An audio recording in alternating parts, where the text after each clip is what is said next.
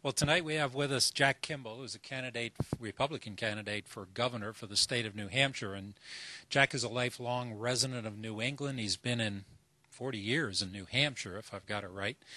Former Navy man, served on the Franklin Delano Roosevelt, and given award as Honorman of Company. Left the Navy in 1970, moved to Nashua.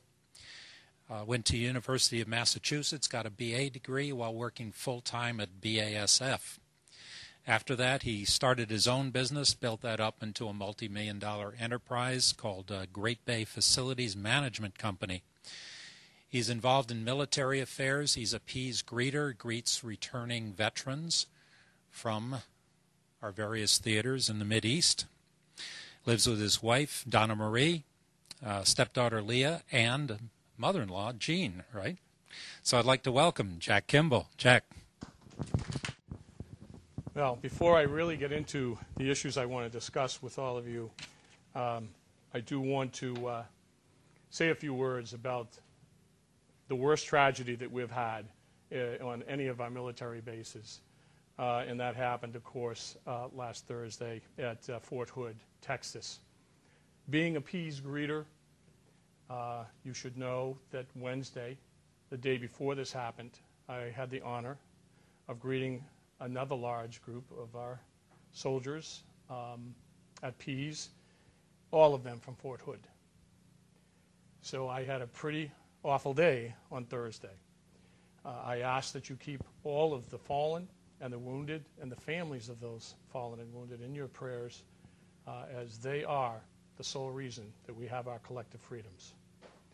I want to also say happy birthday to the Marine Corps, even though they make fun of me most of the time, just because I'm Navy. Truly, congratulations are in order for the Bedford Republicans, because you had a heck of a year in 2008.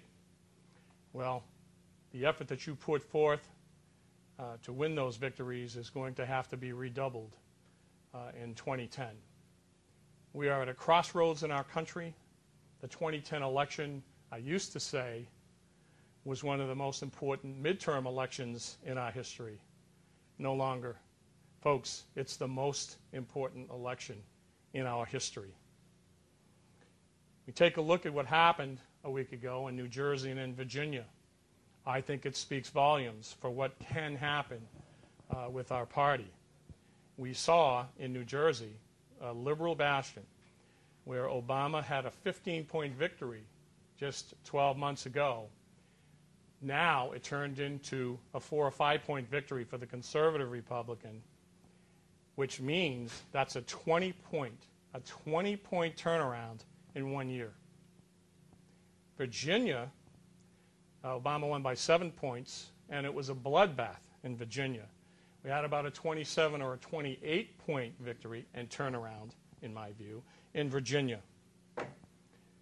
Manchester, Ted Gatsas, I don't think that was a big surprise, but that's important. But even more important was a small election that my campaign manager, Shannon Schutz, and I participated in, and that was with Lynn Blankenbecker. No one gave her really much of a chance. But you know what? Teamwork. Teamwork works. We all got out there and helped her out, and we pushed her across the finish line. I know there's going to be a recount, but I have every faith and confidence that she's going to emerge victorious, and that's a big victory, folks. It really is. In a liberal area against a candidate that the liberal candidate was very popular. So we got a lot of things to be thankful for, but it's teamwork that's going to get us all to victory. I am a firm believer that all of us have to go through the primaries, but after the primaries, flesh out the candidates of our choice, that we all, just like a tidal wave, have to get behind them and make sure that they all get elected. It's that critical. We win, in my view, with conservative values. That's what just happened in New Jersey. That's what just happened in Virginia. And 2/3 of the independent vote in both of those states went to the conservative candidate. That's what's going to happen in New Hampshire as long as we work hard in this coming election. I believe in small government. I believe in reduced spending. I believe in tax cuts that produce additional revenue.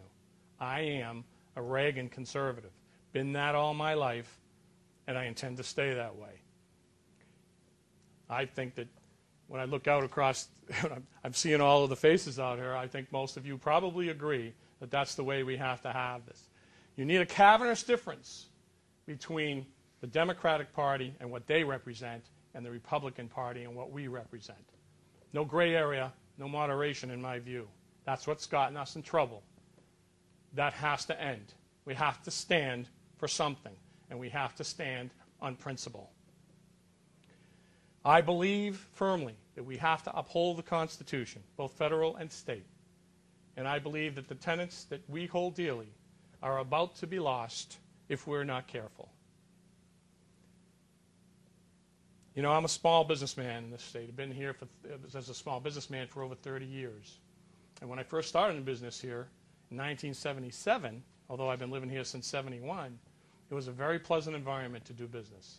Small businessmen could take some of their profits, put it into hiring new people, capital equipment, and expenditures, and really do well and thrive. No more. And I don't know if you know it or not, but the state of New Hampshire's corporate tax rate is the worst in the country. The worst. That's a disgrace, folks. All that does is chase jobs out of New Hampshire and a very strong portion of our workforce. We've lost 16% of the 32 to 50, 52-year-olds because people vote with their feet. And if they feel that they're not getting a fair shake taxation-wise, they leave and they go elsewhere. Texas is one of the states that's just absorbing people from all over the country, both businesses and employees. Small business like mine have to have tax relief. We have to be able to create jobs and provide incentives for other businesses to come here to the state. Right now, we have people leaving the state, and last year, more left the state than came in, and that's the first time I remember that happening, at least in the time that I have lived here.